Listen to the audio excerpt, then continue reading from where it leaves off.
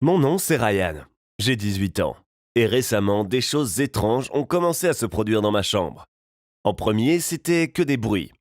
Mais ensuite, cela a commencé à trembler dans mon matelas. Mes parents ne me croyaient pas. Mais quand ils ont regardé à l'intérieur, ils l'ont trouvé. Vous voulez savoir ce qui a failli me prendre la vie? Depuis mon enfance, j'aimais l'horreur et les histoires sur le paranormal. Je me souviens en avoir vu la première fois quand j'avais 5 ans, en cachette de mes parents. J'ai lu Stephen King et j'étais obsédé par la série Supernatural. J'ai toujours cru que ça existait dans le monde. Mais je ne pensais pas que c'était si proche. Près de chez moi, il y a un ancien hôpital psychiatrique abandonné. Pour être honnête, quand je passais devant, j'entendais les cris des anciens patients sous les chocs électriques. Il y avait de mauvaises rumeurs au sujet de cet endroit. Mon meilleur ami Andrew fait constamment des blagues sur moi. Il pense que toutes ces choses mystiques sont inventées et sont des histoires d'horreur pour les préadolescents. Et que j'étais trop obsédé par le paranormal et il vaudrait mieux que je me détende. Mais bientôt, Andrew a dû lui aussi surmonter un choc. Un jour, nous passions devant l'ancien asile d'aliénés. Et soudain, Andrew a couru à l'intérieur. Je lui ai demandé de revenir, mais il n'a pas écouté. Quelques minutes plus tard, il est sorti avec une sorte de boîte et me l'a jetée. Je l'ai esquivée et la boîte s'est brisée. Elle était pleine de vieilles photos de certaines femmes. J'ai cru entendre une femme gémir et respirer fortement. J'ai couru chez moi, mais cela ne faisait que commencer. À la maison, j'entendais des murmures et des bruissements. Parfois, il semblait même que quelqu'un raclait les fenêtres. Mes parents ne me croyaient pas. Ils m'ont dit que j'imaginais tout à cause de mes films d'horreur. Mais je savais, bientôt quelque chose de mystique et d'effrayant allait apparaître.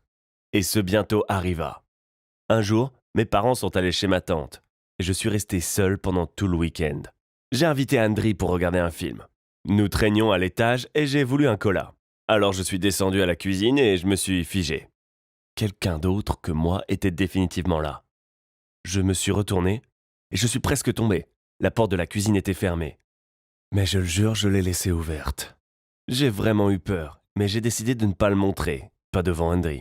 Mais le plus effrayant était encore à venir. Après le film, nous nous sommes endormis. Moi sur le lit et lui dans un sac de couchage par terre. Au milieu de la nuit, j'ai senti quelque chose bouger sous moi. Je gisais et ne bougeais pas. J'espérais que j'imaginais quelque chose. Mais après, j'ai ressenti un léger contact sur mes jambes, mes bras et mon dos. J'ai pensé que c'était Andrew qui plaisantait, je lui ai demandé d'arrêter. Mais ce n'était pas lui. Je le voyais dormir, paisiblement recroquevillé dans son sac de couchage. Et puis, je suis tombé dans la panique. J'ai allumé la lumière tout de suite, mais personne n'était dans la pièce. Je tremblais de peur. J'attendais juste qu'un monstre saute du coin. Mes films d'horreur sont devenus réalité. Et plus tard, j'en étais devenu sûr. La nuit suivante, je ne pouvais pas m'endormir, même si tout était calme. Au moment où je me suis apaisé, l'horreur commençait. De nouveau, j'ai senti un mouvement entre mes jambes. Il semblait que quelqu'un était dans mon lit. J'ai senti le matelas avec ma main. Et quelque chose m'a mordu. Je me suis évanoui de peur. Je ne sais pas combien de temps je suis resté sans connaissance, mais revenir était horrible. Quand je me suis réveillé, il y avait un petit point rouge sur ma main. J'ai secoué la tête pour reprendre mes esprits. Je pensais que je devenais fou dû à tous ces films d'horreur. Andrew a probablement raison.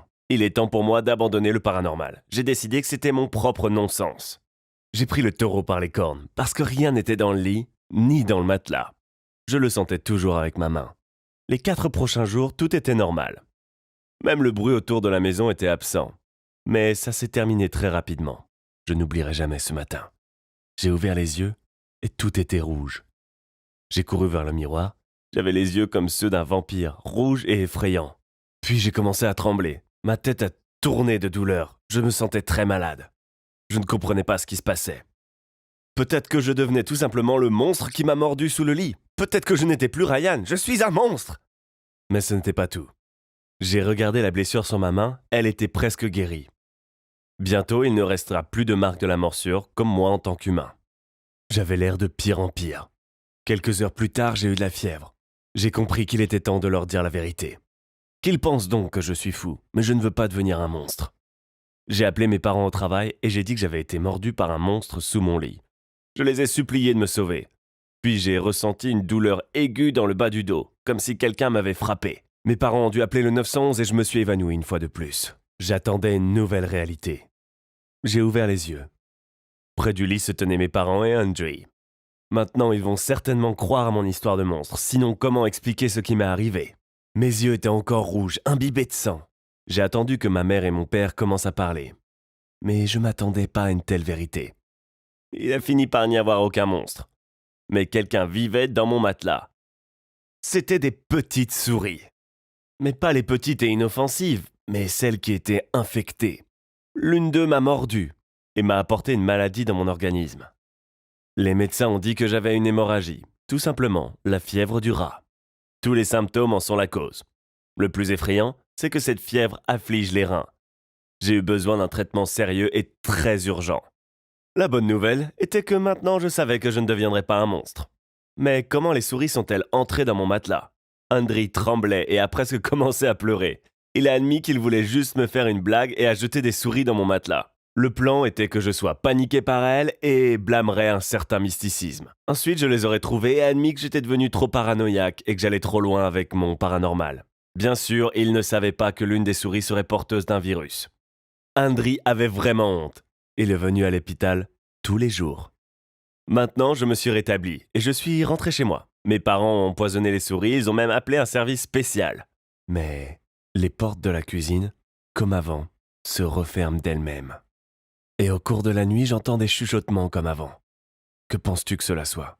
Croyez-vous au paranormal? Partagez vos idées dans les commentaires. Donnez un like et abonnez-vous à ma chaîne. Merci.